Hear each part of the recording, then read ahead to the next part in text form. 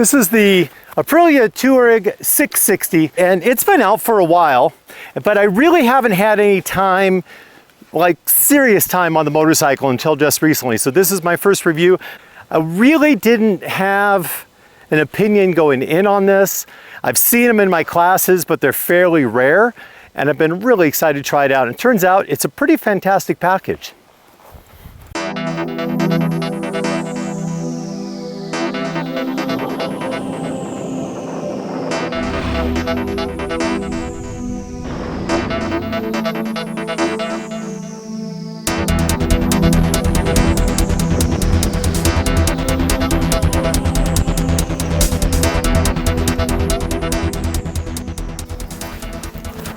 What I am not going to do during this review is go through a spec sheet review.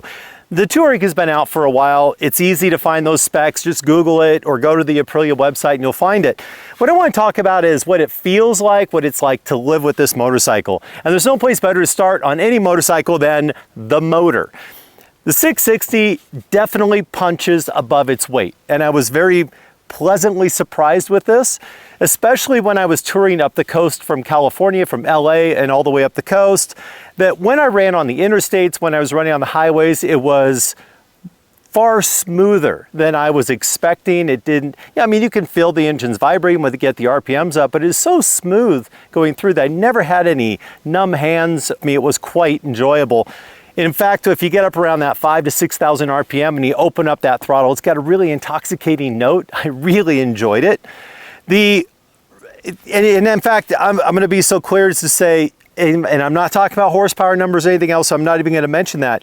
But when I put this up against other mid-class bikes, and mid-class are almost 1,000 cc's now, so we're talking the 890, the Desert X 900, it definitely does not feel like it's at a disadvantage. It does feel a little more spunky, a little more exciting than the Yamaha, the Tenere 700. So I definitely enjoyed it on the street. It does put some heat out. It puts heat out at the back of your thighs on the backside here. I almost prefer heat coming from the front of the motor. All these new motors are going to put out a lot of heat. Let's be honest. They're putting out a lot of horsepower. It's got to go somewhere.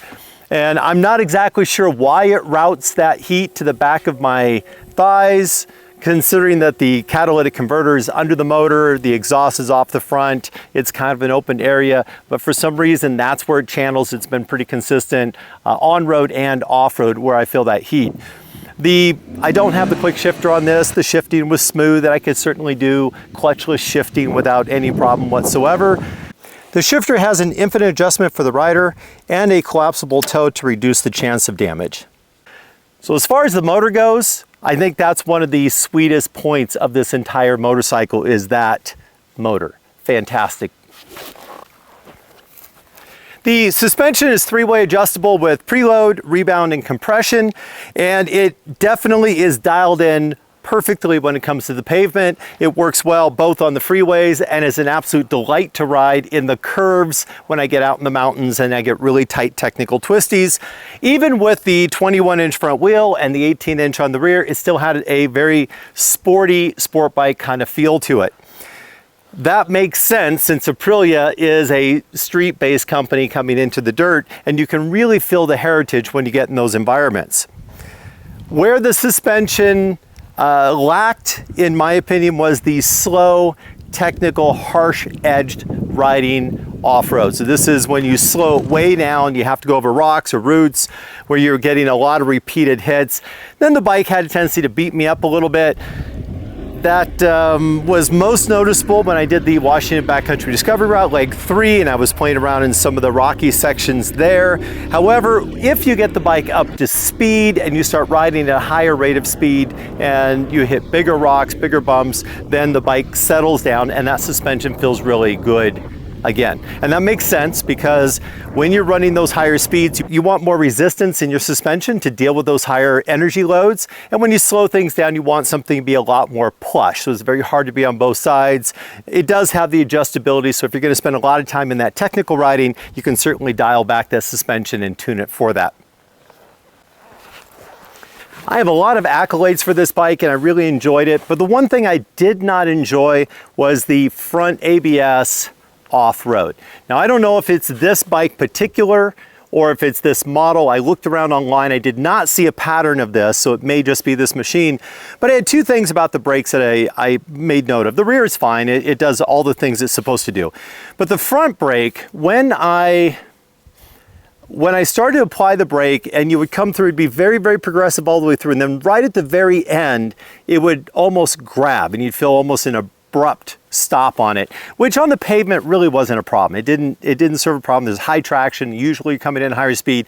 Where I really noticed it was when I got off-road and I was starting to do very slow, very delicate, very technical type of riding.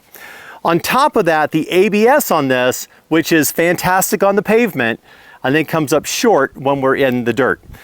The most aggressive setting on this bike is minimal front ABS with the rear turned off. And even in those states, if I got into very loose, technically it was deep gravel, downhill turns with very deep, soft dust, essentially dirt that's just, when you get into it, it's just moon dust, it poofs up. When I get into these extremely challenging traction environments, the ABS didn't know what to do. And it would kind of panic and it would grab and release and grab and release and made me very unstable and very uncomfortable. Enough so that when I was riding along the Washington BDR route, specifically leg 3, where I really noticed this first, it slowed me down a lot. I just couldn't predict or trust what was going to happen with it.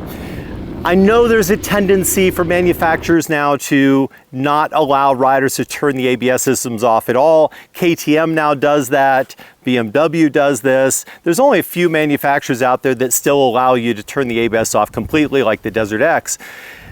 I wish Aprilia would take that note. If I could turn off the brakes totally and work with them manually in those situations, that would really change whether I would put this bike in my garage or not. So that is one thing that I noticed that's definitely hard to find on just a simple test drive. Let's talk about rider comfort here. Like the motor, it really stands above its class. The airflow and wind flow in this bike is better than bikes that are more expensive, bigger, and more focused on touring. This is definitely one of the best airflow I found on a stock motorcycle in a long time, especially in this size and class. I really like the windshield. I'm 6 foot, just give you a reference on that. The handlebars are nice and wide. I do like that, but I think Aprilia has been plagued with listening to consumers too much. One of the things a lot of riders like to do is they buy the bike, first thing they do is they want to put risers on the bike. When you stand on this bike off-road, it feels like you have risers. You're very upright and very erect. The problem with that is I ride aggressive off-road, which means I want to be slightly forward. I want to be in a balanced position. This bike definitely doesn't do that, so I end up with a lot more hand fatigue riding off-road. And that also means that when you're sitting on the bike, it has a tendency to put the rider farther back on the seat on the fat part of the bike to get the arms to be stretched out, to get your knees to stretch out. If you slide forward into what I refer to as the 1 octave position, that's where you're far enough forward that your voice drops or raises 1 octave. Then all of a sudden you feel a lot more crowded, those handlebars, when you're riding on the street. I'm a firm believer that I'm gonna sit in the same position I sit off-road as I will on-road, so that it's a habit. If you try to do the switch, then it won't be there when you really need it. So I recommend staying up forward, and that ends up being a lot more crowded position.